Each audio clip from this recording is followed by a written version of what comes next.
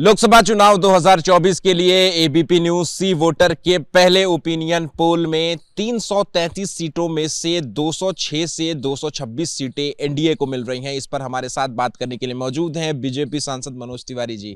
मनोज जी, 333 सीटों का अभी एबीपी सी वोटर ने ओपिनियन पोल कराया और वहां पर 206 से 226 सीटें जो है वो बीजेपी को मिलती हुई मिल रही हैं। पहला रिएक्शन आपकी तरफ से। देखिए, मेरा मानना है कि रिजल्ट इससे भी बेहतर रहेगा। जो हम लोगों का आकलन है कि इस बार हम 400 सीटों से पार जाएंगे। नरेंद्र मोदी जी को प्रधानमंत्री बनाने के लिए देश दिल से वोट करने निकलेगा और कोई ऐसा नहीं इस देश में अब जिसको नरेंद्र मोदी सरकार का लाभ न मिला हो।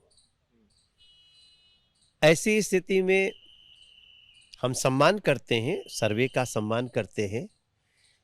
और जैसा कि आप कह भी रहे हैं कि 333 में से 226 के आसपास तक मिलती, तो हमारा आकलन भी आप देखेंगे इसके ही आसपास से। और पहले हमारी 303 सीट रही है बीजेपी की, और अब बीजेपी की सीट 350 के पार होगी और हम एनडीए मिल करके 400 के पार होंगे, ऐसा मेरा आकलन है। और वही सर्वे के आधार पे दिख भी रहा है। क्योंकि इसके कारण है, इसके कारण ये है कि नरेंद्र मोदी जी ने इन लगभग 9.5 वर्षों में ये बता दिया है लोगों को कि सभी का साथ लेते हुए, सबका विकास करते हुए, सबके विश्वास के साथ, सभी धर्मों के सम्मान के साथ, गरीब, किसान, युवा, महिला, इन सभी लोगों का सही मायने में कोई हितैषी है तो नरेंद्र मोदी है। लेकिन लोकतंत्र के लिए एक मजबूत विपक्ष भी जो है वो बहुत महत्वपूर्ण चीज होती है। कांग्रेस की अगर हम बात करें तो जो यूपीए है उसको अभी तक 69 से 89 सीट के करीब ही मिलती हुई दिखाई दे रही है इस ओपिनियन पोल। देखिए, मेरा मानना है ना कि शायद उतना भी ना मिले उनको, क्योंकि उनकी जो कर्म है, उनके जो स्वभाव हैं, आदतें हैं, वो जनता को बुरा लग चुका है। अब आप समझेंगे कि उपराष्ट्रपति पद पे बैठे हुए व्यक्ति का मखौल उड़ाएं और आपको जनता प्यार भी दे, तो जो जनता आपको वोट दी भी है ना, देना भी चाह रही होगी, वो भी कट गई। कहते हैं कि दिल्ली का रास्ता जो है वो यूपी से होकर के जाता है। यूपी की 80 लोकसभा सीटों में से 73 से 75 सीटें जो है वो एनडीए को मिल रही हैं। वहीं कांग्रेस और एसपी के अगर गठबंधन की हम बात करें तो 4 से 6 सीटें और बीएसपी को 0 से 2 सीटें मिल रही हैं। तो ऐसी क्या वजह है कि यूपी के दिल में भी जो है कहीं ना कहीं वो अभी भी बीजेपी की या एनडीए की झलक जो है वो देखने को मिल रही है? देखिए, हमारा आकलन है कि हम इस बार उत्तर प्रदेश में, आप तो 80 में 75 दिखा रहे हैं, मगर मैं जो देख रहा हूं, हम आपका सम्मान करते हैं, आपने बहुत मेहनत करी होगी, लेकिन मुझे लगता है उत्तर प्रदेश की 80 की 80 सीटें इस बार नरेंद्र मोदी जी के लिए जाएंगी। ऐसा मेरा जो अब तक का आकलन है वो कहता है। मगर जिस प्रकार से आपके आधार पे भी हम अगर 75 तक पहुंचते हैं तो इन टोटलिटी हम 400 पार ही कर रहे हैं।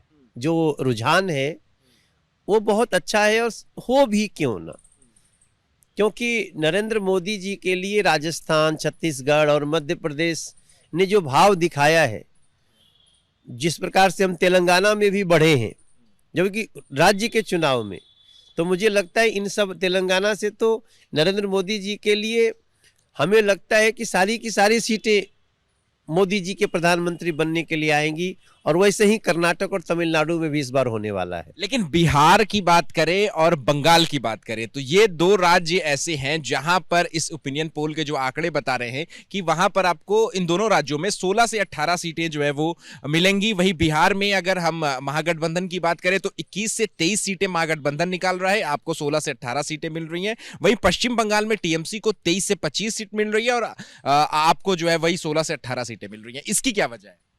देखिए, बिहार में जो हम लोगों का आकलन है कि हम आराम से, अभी जब ये आखिरी मीटिंग हुई थी इंडिया अलायंस की, तब की मैं बात कर रहा हूं कि हम लोग 25 से 26 सीटें एक्सपेक्ट कर रहे थे अपनी, लेकिन जिस प्रकार से नीतीश जी का दिल टूटा है जिस प्रकार से अलायंस ने अपमान किया है बिहार का, अभी देखिए अलायंस के एक व्यक्ति ने कह दिया बिहार यूपी के लोग टॉयलेट साफ करने के लिए होते हैं।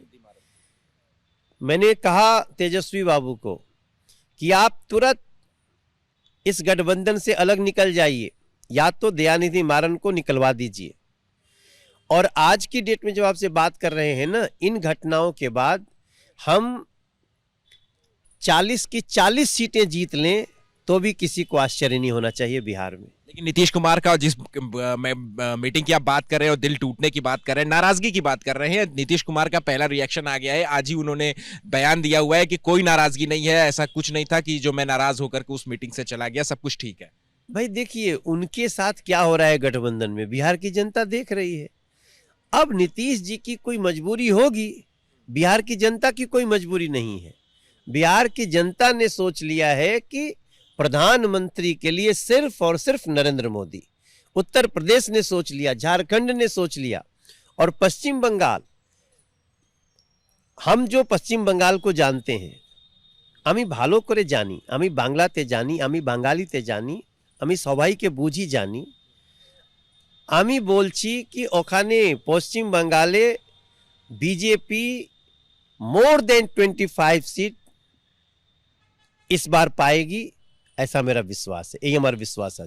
आखिरी सवाल है सर कि इंडिया गठबंधन की अगर हम बात कर ले, अभी तक प्रधानमंत्री का चेहरा जो है वो साफ नहीं हो पाया। हालांकि आखिरी जो चौथी बैठक थी उसमें ममता बनर्जी ने खड़गे का नाम सुझाया, केजरीवाल जी ने उसका समर्थन किया, लेकिन कहीं ना कहीं जो है वो नाराजगी की भी खबरें चली। सीट शेयरिंग पर अभी कोई बात नहीं हुई है, तो क्या इसका फायदा सीधे सीधे आप लोगों को मिल रहा है? देखिए ममता दीदी का और खड़गे साहब का एक चीज मिल गया है। खड़गे जी का परिवार भी चाहता है कि सनातन को नष्ट करना है। उनके बेटे ने कहा है कि सनातन धर्म को नष्ट करना है। और पश्चिम बंगाल में जिस प्रकार से हिंदुत्व को रौंदा गया है, हिंदुओं को मारा गया है, पश्चिम बंगाल की जनता ममता दीदी को इस गठबंधन का मजा चखाएगी। पश्चिम बंगाल पहले जानता था, क्योंकि ममता दीदी का वो वीडियो आपको याद होगा जब वो करके काली माँ का जाप कर रही थी, याद है ना, चुनाव के पहले। और चुनाव के बाद आप सनातन नष्ट करने वालों से हाथ मिला रही हैं। पश्चिम बंगाल जवाब देगा, और बीजेपी को 25+ सीट भी मिल जाए पश्चिम बंगाल में तो किसी को आश्चर्य नहीं होना चाहिए। ठीक है, शुक्रिया बात करने के लिए। देखिए ये हैं बीजेपी सांसद मनोज तिवारी, जिनका साफ तौर पे कहना है कि उन्हें पूरी उम्मीद है कि इस बार जो एनडीए है उसको लोकसभा चुनाव में 400 से ज्यादा सीटें जो है वो साफ तौर पर मिलेंगी। कैमरा पर्सन मनीष खैर के साथ अहमद बिलाल, एबीपी न्यूज, दिल्ली।